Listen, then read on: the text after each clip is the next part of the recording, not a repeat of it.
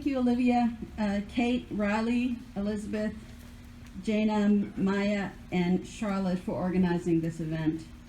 Today we have the actions of these students and the words of our leaders read just now as shining examples of how to respond to hate and racism.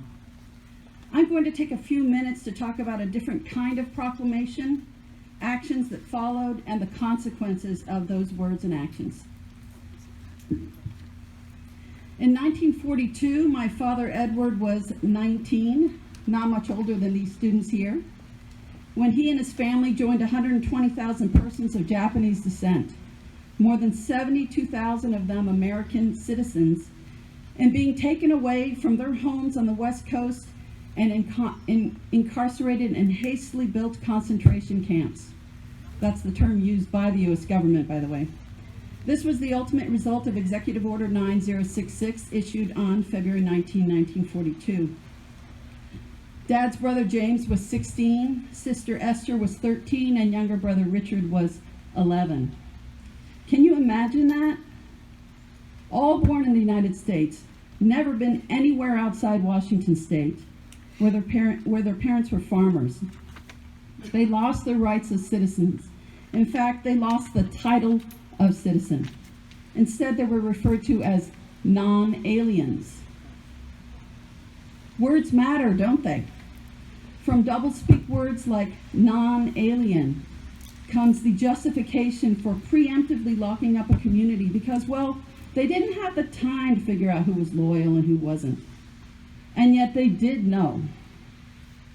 The FBI had been monitoring the West Coast Japanese American community long before Pearl Harbor.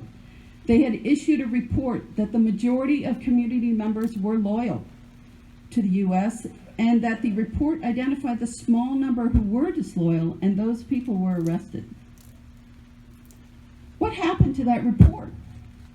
Buried, suppressed. Why?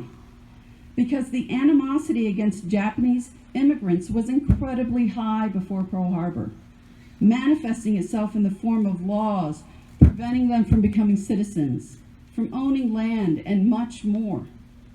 And the government bowed to pressure and hysteria and took away their freedom. All from this fear of what is different, which turns to suspicion and hatred, and into more words and actions. Japs go home, say the signs on businesses in 1942. This is my home, says my father, as he and his family pack up only what they can carry. They lost their home, their livelihood, their privacy, their dignity, because of their ancestry, because of their race. And this institutional racism, it didn't start with the Japanese. It's happened to every immigrant population that has come to the U.S. seeking a better life.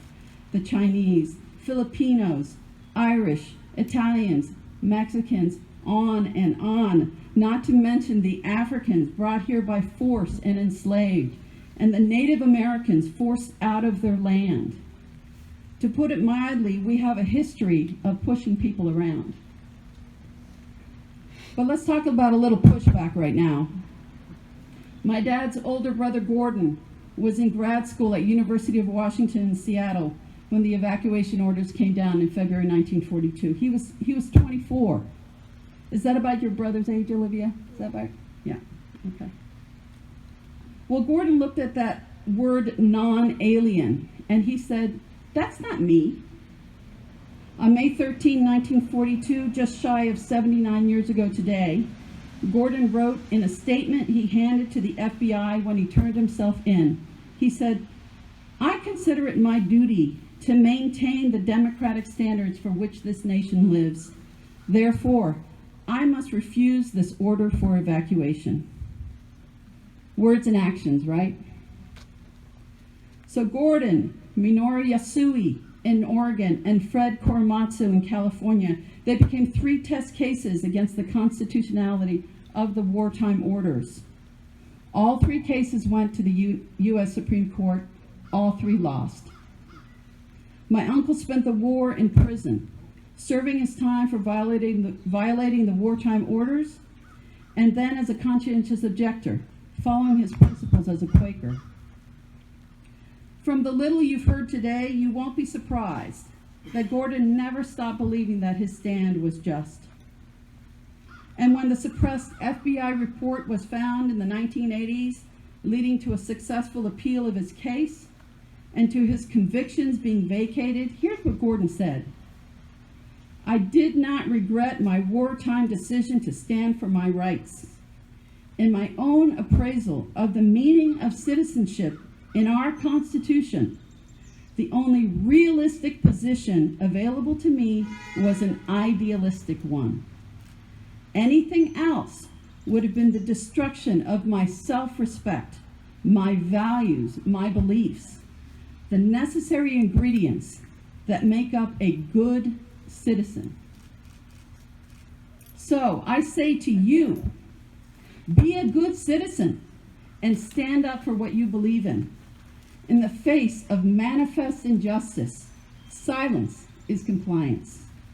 My friends, my neighbors, let your voice be heard and lead you to act side by side with these students who, with this rally, have made their ideals a reality."